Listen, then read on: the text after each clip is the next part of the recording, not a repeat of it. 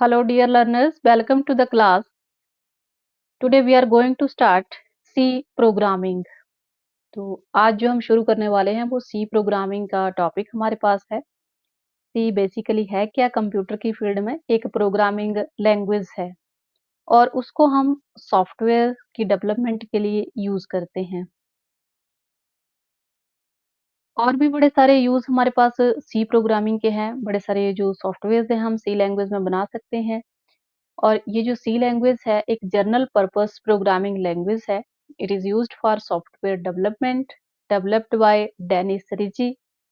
Dennis Ritchie ने इसको 1972 में बनाया है। ये बेल लैब्स हैं यूएसए में, वहां पे इस लैंग्वेज को डेवलप किया गया है।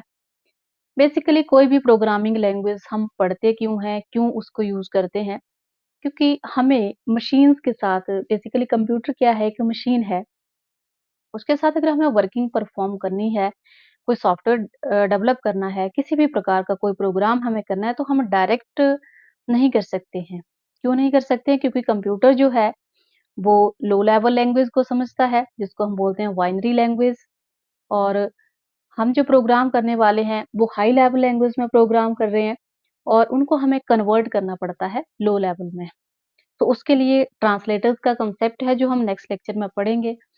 तो हार्डवेयर के साथ अगर हमें डील करना है, तो हमें किसी न किसी प्रोग्रामिंग लैंग्वेज का यूज़ करना पड़ता है। बड़ी सारी प्रोग्रामिंग लैंग्वेज हैं, लाइक सी है, सी प्लस प्लस है, जावा है, पाइथन है, वीबी डॉट नेट है, और भी बहुत सारी लैंग्वेज हमारे पास कंप्यूटर प्रोग्रामिंग की एग्जिस्ट करती हैं। लाइक हम ह्यूमन बीइंग है, आपस में कम्युनिकेट करते हैं तो किसी लैंग्वेज का यूज़ करते हैं। उसी प्रकार अगर मशीन के साथ हमें कम्युनिकेट करना है, तो हमें कोई न कोई जो प्रोग्रामिंग लैंग्वेज है, वो आनी चाहिए। आगे हमारे पास सी की वेरियस कैरेक्टरिस्टिक्स हैं, उनको भी स्टडी करेंगे हम। तो ये जो सी है बेसिकली एक मिडल लेवल प्रोग्रामिंग लैंग्वेज है, जिसको हम मिडल लेवल बोलते क्यों हैं? क्योंकि हमारे पास जो लैंग्वेज की क्लासिफिकेशन है प्रोग्रामिंग लैंग्वेज की, उसमें एक आती है लो लेवल लैंग्वेज, एक आती है मिडल लेवल लैंग्वेज और एक आती है हाई लेवल लैंग्वेज। तो जो मिडल लेवल लैंग्वेज है, वो कुछ फीचर्स लो लेवल लैंग्वेज के फॉलो करती है और कुछ हाई लेवल लैंग्वेज के, इसलिए सी को हम बोलते हैं मिडल लेवल लैंग्वेज। सो ये जो सी लैंग्वेज है, ये ब्रिज अप करती है गैप को किसके बीच में, लो लेवल लैंग्वेज के बीच में और हाई लेवल लैंग्वेज के बीच में। C is used for system programming, जैसे मैंने अभी आपको बताया कि कोई ऑपरेटिंग सिस्टम है, कंपाइलर है, डिवाइस ड्राइवर्स हैं, तो ये जो सॉफ्टवेयर्स हैं बेसिकली ये सी लैंग्वेज को यूज करके लिखे जाते हैं। कुछ गेमिंग है, गेमिंग के सॉफ्टवेयर्स हैं, वो भी सी लैंग्वेज को यूज करके बनाए जाते हैं। तो C is an efficient language because of its speed and minimum resource consumption. Efficient का मीनिंग है कि एक अच्छी लैंग्वेज हमारे पास है, जो कंप्यूटर के रिसोर्सेज को मिनिमम यूज करती है और इसकी जो स्पीड है प्रोग्रामिंग की हाई है, अच्छी है।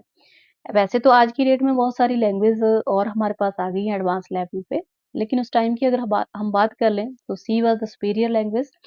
और आज की डेट भी बात कर लें, आज की डेट की भी बात कर लें तो सी आउटडेटेड लैंग्वेज नहीं हम बोल सकते हैं, क्योंकि इसका ट्रेंड आज भी उतना ही है।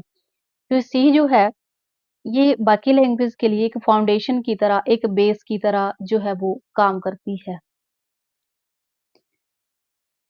और कोई भी जो प्रोग्रामिंग है उसके कुछ फंडामेंटल्स रहते हैं, बेसिक टूल्स होते हैं, जिनके बारे में भी आगे हम पढ़ेंगे कि सी लैंग्वेज में से कौन से फंडामेंटल्स हैं।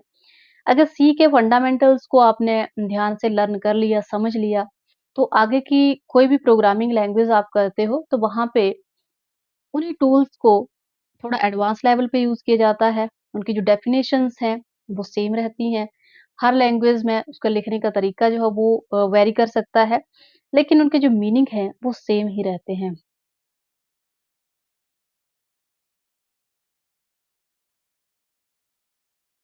तो सी जो है, यहाँ पे हमारे पास जब हम यूज़ करते हैं, कोई प्रोग्राम बनाते हैं, तो उसके लिए हमें एक एडिटर की ज़रूरत पड़ती है, जिसके ऊपर प्रोग्राम करते हैं। लेकिन प्रोग्राम करना तो अभी बाद की बात है। पहले हम इसकी जो हिस्ट्री है, इसकी जो कैरेक्टरिस्टिक्स हैं, फंडामेंटल्स हैं, बेसिक प्रोग्राम का स्ट्रक्चर रहेगा, वेरियस डेटा टाइप्स रहेंगे, उनको सीखेंगे हम पहले कि किस तरह से यूज़ करना है।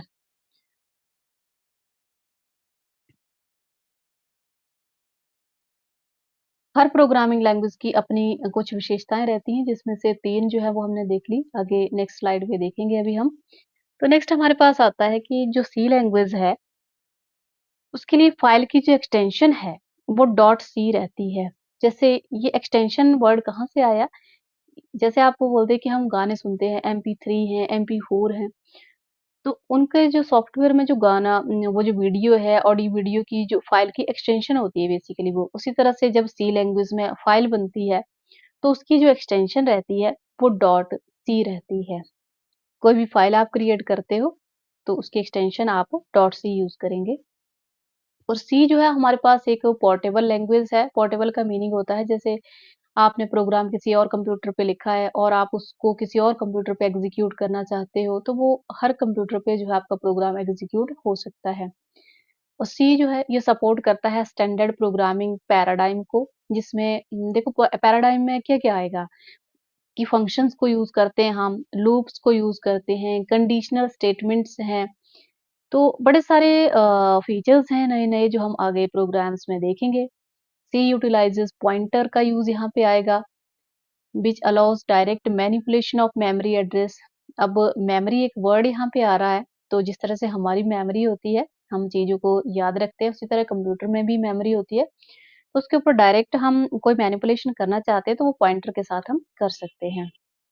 और सी की जो स्टैंडर्ड लाइब्रेरी है, स्टैंडर्ड लाइब्रेरी का मीनिंग क्या होता है कि हम जो भी फंक्शन सी के अंदर यूज़ करेंगे, उनकी जो डेफिनिशंस होती हैं, वो लाइब्रेरी फाइल्स के अंदर स्टोर रहती हैं।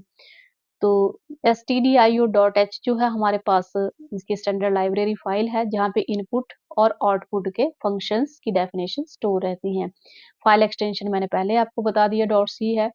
सी language is a foundation for many programming language, जैसे मैंने आपको पहले भी बताया था कि सी लैंग्वेज एक बेस की तरह, फाउंडेशन की तरह काम करता है बाकी लैंग्वेज के लिए। And C is a case sensitive language. Case sensitive का मीनिंग क्या होता है? जैसे आपने अल्फाबेट्स पढ़े हैं, capital letters and lower letters. जैसे आप कोई नेम लिखते हो सी लैंग्वेज के अंदर, वेरिएबल नेम लिखते हो, स्मॉल में लिखा है, लेकिन जब आप यूज़ करते हो उसको तो आपने कैपिटल में यूज़ कर लिया। तो यहाँ पे स्काई कोड फॉर्मेट्स यूज़ होते हैं कंप्यूटर्स में। तो जो कैपिटल लेटर्स हैं उनके कोड कुछ और होते हैं, स्मॉल लेटर्स के कोड कुछ और हैं। इसलिए जो सी है उसमें जो आप वेरिएबल डिक्लेरेशन कर रहे हैं, अगर स्मॉल लेटर्स में किया है तो आपको यूज़ भी स्मॉल में ही करना है, क्योंकि उसमें उसमें कैपिटल का जो मीनिंग है, कैपिटल लेटर का मीनिंग कुछ और हो गया।